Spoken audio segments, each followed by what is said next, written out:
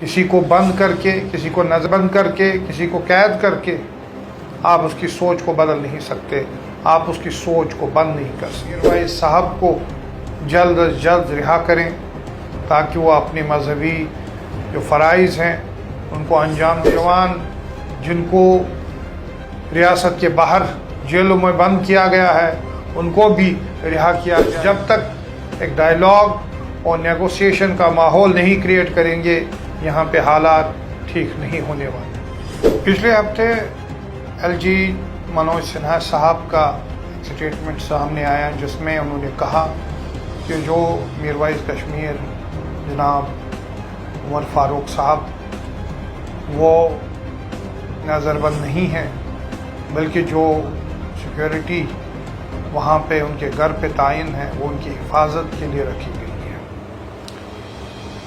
सच हम सब लोग जानते हैं, इसमें कोई शक नहीं है कि अगस्त 5, 2019 के बाद में जम्मू कश्मीर में काफ़ी सियासी रहनुमा और ख़ासकर जिनकी सोच मेन स्ट्रीम से अलग थी उनको जेलों में बंद कर रखा है, और जहाँ तक मीरवाइज साहब का ताल्लुक़ है उनको घर में ही नज़रबंद किया गया है। 3 साल हो गए हैं, 3 साल से उनको बाहर निकलने की इजाज़त नहीं है। हम सब ये जानते हैं कि जो मीरवाइज हैं वो न सिर्फ एक सियासी रहनुमा है बल्कि जम्मू कश्मीर के लोगों के एक मजहबी रहनुमा भी हैं, और जामा मस्जिद में वो नमाज़ पढ़ाते हैं। इस तरीके से उनको नज़रबंद रखना, उनको बंद रखना,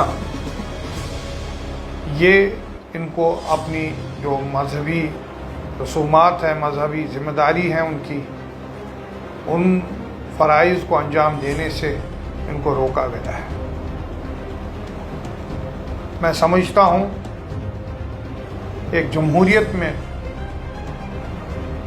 लोग मुख्तलिफ सोच रख सकते हैं और ज़रूरी नहीं है कि हर कोई शख्स आपकी जो सोच है, आपकी जो आइडियोलॉजी है उससे अलाइन हो।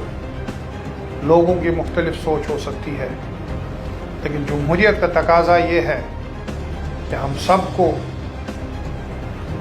एक दूसरे की सोच, एक दूसरे की आइडियोलॉजी की रेस्पेक्ट करनी है। आइडियोलॉजी से ही जीता जा सकता है। किसी को बंद करके, किसी को नज़रबंद करके, किसी को कैद करके आप उसकी सोच को बदल नहीं सकते, आप उसकी सोच को बंद नहीं कर सकते। इसलिए मेरी हुकूमत से गुजारिश है कि वो मीरवाइज साहब को जल्द अज जल्द रिहा करें ताकि वो अपनी मजहबी जो फ़राइज़ हैं उनको अंजाम दे सकें। और इसके साथ साथ मेरी हुकूमत से और एक गुजारिश है कि जो जम्मू कश्मीर के जो सियासी कैदी हैं जो मुख्तलिफ़ जेलों में, चाहे रियासत में या रियासत के बाहर जो जेलों में मुकीद हैं, उनको रिहा किया जाए, और ख़ासकर वो नौजवान जिनको रियासत के बाहर जेलों में बंद किया गया है उनको भी रिहा किया जाए। ये बड़ा एक इम्पॉर्टेंट कॉन्फिडेंस बिल्डिंग मेजर होगा जम्मू कश्मीर में।